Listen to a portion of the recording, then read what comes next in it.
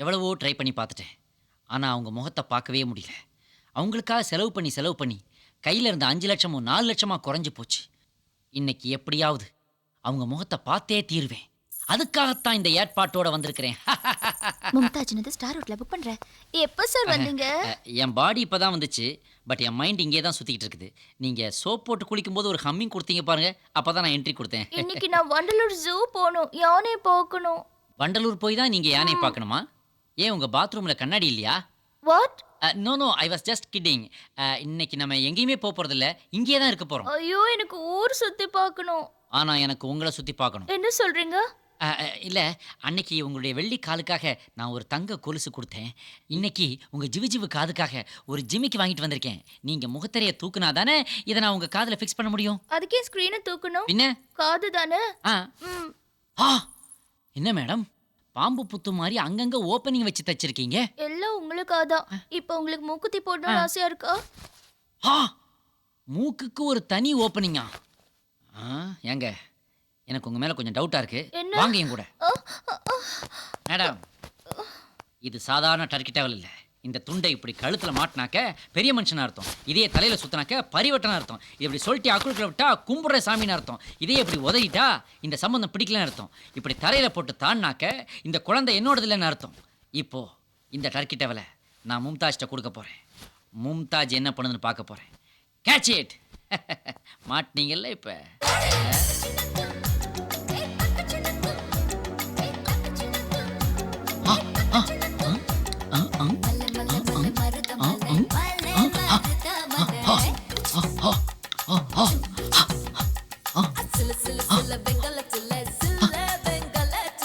Madam, என்ன மன்னிச்சிருங்க.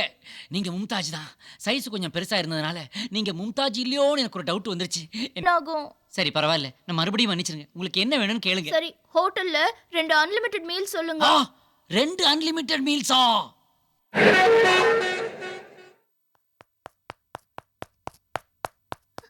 என்ன மேடம் வர சொன்னீங்களா? ஆமாம்மா, நான் எவ்வளோ போராடி உன் ஃப்ரெண்ட் ஆஷாவை என்னால் காப்பாற்ற முடியல. தாயின் குழந்தை பிரிச்ச மாதிரி அவளை சலிம்கிட்ட இருந்து பிரிச்சு அவங்க நாட்டுக்கு கொண்டு போய் அவளை கொல்ல போறாங்களா?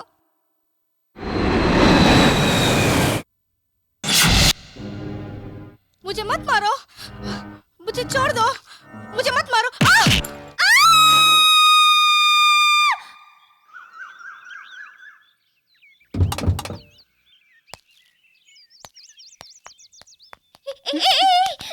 என்னடி நான் கனவு கண்டு பயந்து போயிருக்கேன். எதுவுமே கேட்காம போறீங்க.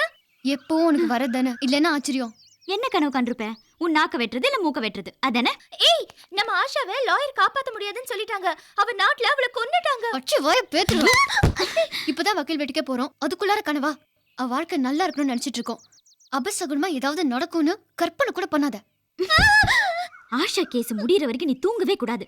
அதே மீறி உனக்கு கனவு வந்துச்சுன்னு வச்சுக்க, உன்னை பைத்தியம் சொல்லி மென்டல் ஹாஸ்பிட்டல் சேர்த்துருவோம். எனக்கு கனவு காண கூட உரிமை இல்லையா? அப்புறம் ஐயோ. வணக்கம் வணக்கம் வணக்கம்.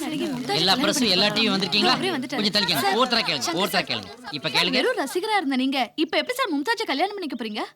நான் மும்தாஜுக்கு ரசிகன் மாத்திரமல்ல, அவருடைய அன்பன், நண்பன், ஆதரவாளன் என்று எனக்கு பல முகங்கள் உண்டு. நான் ரசிகனாக இருந்த காலத்திலேயே மும்தாஜுக்கு ஆலயம் கட்டுவதற்காக கழுத்தில் இருந்த செயினை கழட்டி கொடுத்தவன். அந்த வகையிலே பின்னணியிலே பல தியாக வரலாறுகள் உண்டு. வரலாறுகள் மறுக்கப்படலாமே ஒழிய மறைக்கப்பட முடியாது. சார், மும்தாஜ் உங்களை கல்யாணம் பண்ணிப்பாங்கன்னு எதிர்பார்க்கறீங்களா? நாம எதிர்பார்த்தது எதிர்பாராத விதமாக நடக்காம போறதும், நாம எதிர்பார்த்த விதமா நடந்துறதும் தானமா வாழ்க்கை. சார் இன்னொரு தடவை சொல்லுங்க சார். சாரி, மறந்துட்டேன். உங்க பலம் எது, பலகீனம் எது? என்னோட பலகீனம் தான் என்னோட பலம், என்னுடைய பலம் தான் என்னுடைய பலகீனம். சார், உங்க கல்யாணத்துக்கு யார கூப்பிட போறீங்க? நான் மும்தாஜை கூப்பிடுவேன், மும்தாஜ் என்னை கூப்பிடும். அதை பொதுக்குழு தான் முடிவு செய்யும். சார், பொதுக்குழுல யார் சார் இருக்கா? அதை செயற்குழு முடிவு செய்யும். சார், செயற்குழுல யார் இருக்காங்க? நானும் மும்தாஜும் இருக்கோம். நீங்க சொல்றது ஒன்றும் புரியலையே. காதலிச்சு பாரு, நீயும் இதே மாதிரி தான் பெணத்துவ. அவங்களுக்கு ஹவுஸ் ஒய்ஃபாக இருக்கத்தான் பிரியம். உங்க ஹவுஸ் எங்க இருக்கு? அது அவங்க எனக்கு ஒய்ஃபாக வந்ததுக்கு அப்புறம் தான் நான் ஹவுஸே வாங்கணும். கல்யாணம் மும்தாஜ் முகத்துல ஒரு தனி கடையே வந்திருக்குமே. உண்மையை சொல்லணும்னா நான் இன்னும் மும்தாஜ் முகத்தையே பார்க்கல. மும்தாஜுக்கு முன் மும்தாஜுக்கு பின் உங்க வாழ்க்கை எப்படி இருக்கு? முன்பு நான் ஒரு விறகு, மும்தாஜை பார்த்ததுக்கு பிறகு எனக்கு முளைத்து விட்டது சிறகு. எங்களுக்கு இடையில் இல்லை தரகு. சார், கடைசியா மக்களுக்கு என்ன சொல்ல விரும்புறீங்க? அலைகடலன வாரீர், அணி அணியாய் வாரீர், ஆதரவு தாரீர், மும்தாஜை பாரீர், மொய்ப்பணத்தை தாரீர் தாரீர் தாரீர். அப்ப நான் வரேங்க, எடிட் பண்ணாம டெலிகாஸ்ட் பண்ணுங்க. கவர்ச்சி புயலே, கவர்ச்சி புயலே, கவர்ச்சி புயலே. திருநெல்வேலி அல்வாடா, திருச்சி மலை கோட்டடா, திருப்பதிக்கே லட்டு தந்தான் சாமிடா, யார் அந்த சாமி? என்னடா செகண்ட் ஷோ முடிஞ்சு வர்றவங்க கிட்ட செயின் அறுக்கிறவங்க மாதிரி நிக்கிறீங்க? யாரா நீங்களாம்? ஏய், மும்தாஜை கல்யாணம் பண்ணிக்க போறேன்னு சொன்னது நீதானே? ஆமா, உனக்கு பத்திரிக்கை வச்சாவா இல்லாட்டி வழிய விடுறா? ஏய், இவன் கல்யாணம் நடக்கணும்னா நம்ம பணத்தை மேல தானே நடக்கணும். அதுக்கு முன்னாடி இவனை பணமாக்கணும்டா. புரியுதா? பணத்து மேலையா? ஐயோ,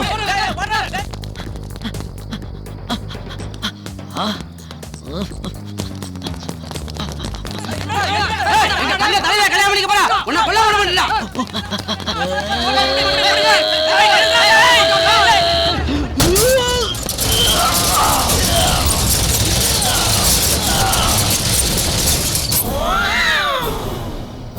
என்னடா ரன்னு படத்துல வர்ற மாதிரியே சட்டம் போடுறான். நம்மள பின்னி பெடல் எடுத்து நாட்டுக்க. என்னடா கீழ இருந்து ஏதோ பொருள் எடுக்கிறான். விடுச்சு அதான் எஸ்கேப் ஆயிட்டானடா. போலி பாஸ்போர்ட் வழக்கில் கைது செய்யப்பட்ட ஆஷா பேகம் இன்று நீதிமன்றத்தில் ஆஜர் செய்யப்படுகிறார். அவர் இந்தியாவில் தங்கி வாழ அனுமதிக்கப்படுவாரா என்பது இன்று தெரியவரும்.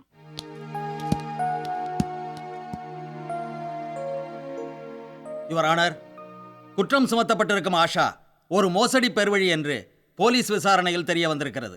இதோ காவல்துறை அதிகாரிகளால் சேகரிக்கப்பட்ட ஆவணங்கள். இந்த பெண் நமது நாட்டை ஏமாற்ற பார்த்திருக்கிறார். இவரால் நமது நாட்டிற்கு எந்த நேரத்திலும் எந்த நிமிடத்திலும் ஆபத்து வரலாம்.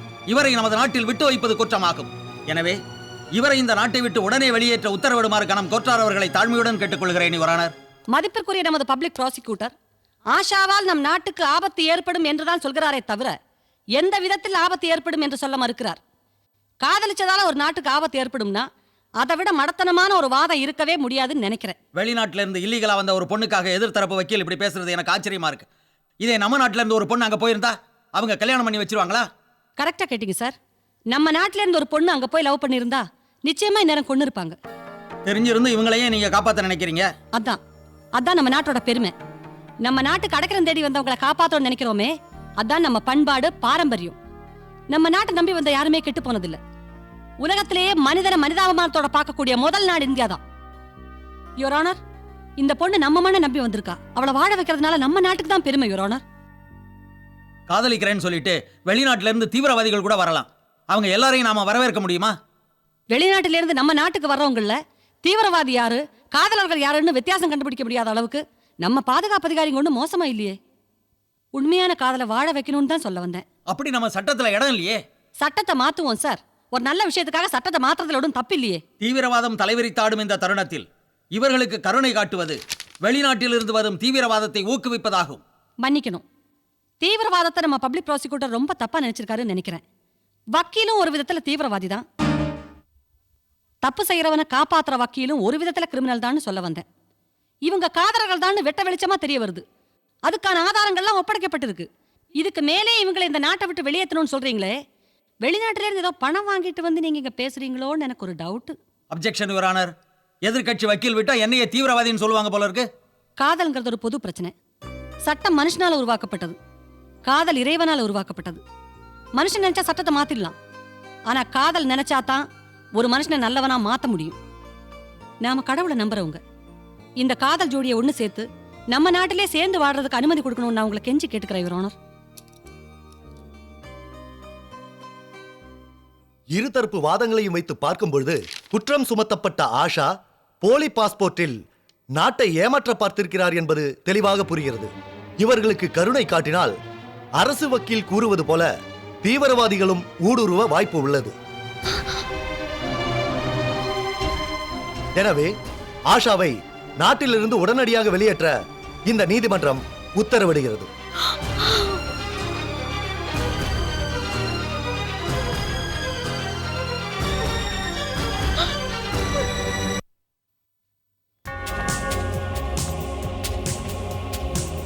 சட்டம் கண்ணை கட்டிக்கிட்டு பாக்குது. இது சட்டப்படி பார்க்க வேண்டிய பிரச்சனை இல்ல, மனசாட்சி படி பார்க்க வேண்டிய பிரச்சனை. சட்டம் அதோட தீர்ப்பை சொல்லிடுச்சு.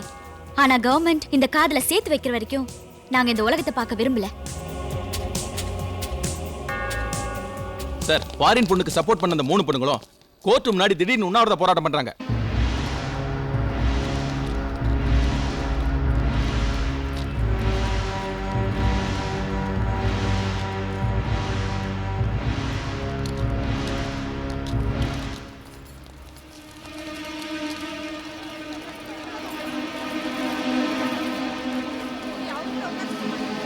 என்னம்மா பொண்ணுங்களா, கண்ணுல கருப்பு துணி கட்டிட்டா நீங்க 3 பேர் பெரிய நீதி தேவதை ஆடுவீங்களா? ஒழுங்கா கலைஞ்சு போடுங்க, இல்ல லட்டி சார்ஜ் பண்ணி லாக்கப்ல போட வேண்டி வரும். லாக்அப் தானே, நாங்களும் வரோம். ஆமா நாங்களும் வரோம். எங்களையும் அரெஸ்ட் பண்ணுங்க. போயா.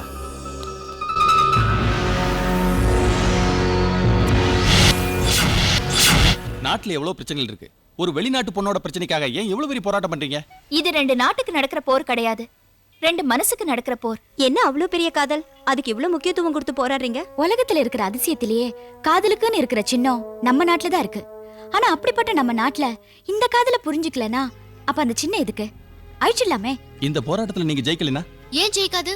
உண்மையான காதல் தோத்ததா சரித்திரமே இல்லையே. பத்திரிகைக்காரங்க நினைச்சீங்கன்னா எந்த போராட்டமும் ஜெயிக்கும். நம்ம கவர்மெண்ட் நினைச்சா கண்டிப்பா இவங்க காதல வாழ வைக்கலாம். ஒரு முஸ்லீம் ஜோடி ஒன்று சேர்றதுக்காக 3 இந்து பெண்கள் போராடுறது ரொம்ப பெருமையா இருக்கு.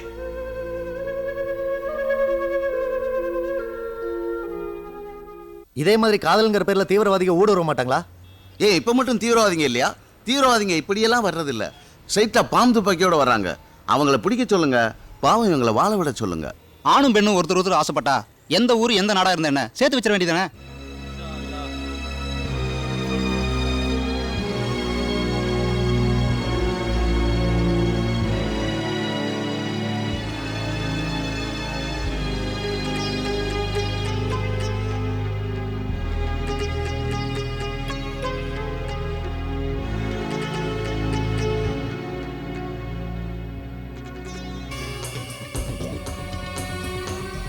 சொந்த பந்தங்களே கைவிட்டுற இந்த காலத்துல கூட பிடிச்ச ஃப்ரெண்டுக்காக போராடுற அந்த 3 பெண்களுக்கும் நீங்க எல்லாரும் ஆதரவு கொடுக்கணும்.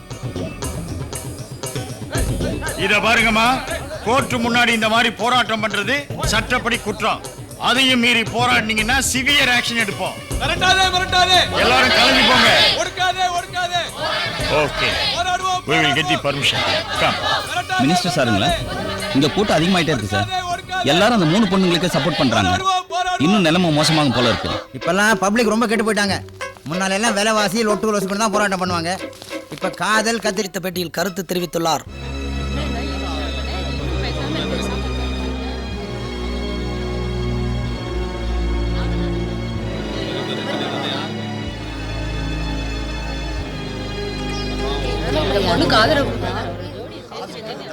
ஸ்டூடண்ட்ஸ், பிரஸ் மீடியா எல்லாருமே அந்த 3 பொண்ணுங்களுக்கே சப்போர்ட் பண்றாங்கயா. அந்த ஆஷா பகத்தை அவங்க நாட்டுக்கு அனுப்பி வைக்க முடியாது நினைக்கிறீங்க. டேய், யார் என்ன செஞ்சா நமக்கு என்ன? முடிவு என் கையில தானே இருக்கு.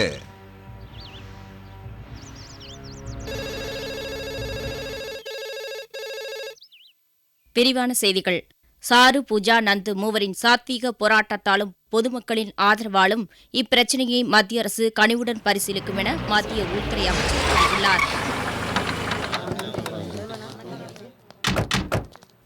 நீங்க ஜெயிச்சிட்டீங்க. உங்க போராட்டம் சக்சஸ் ஆயிடுச்சு. ஆஷாவை இந்தியாவிலே தங்கி வாழ நம்ம அரசாங்கமே அனுமதி கொடுத்துட்டாங்க.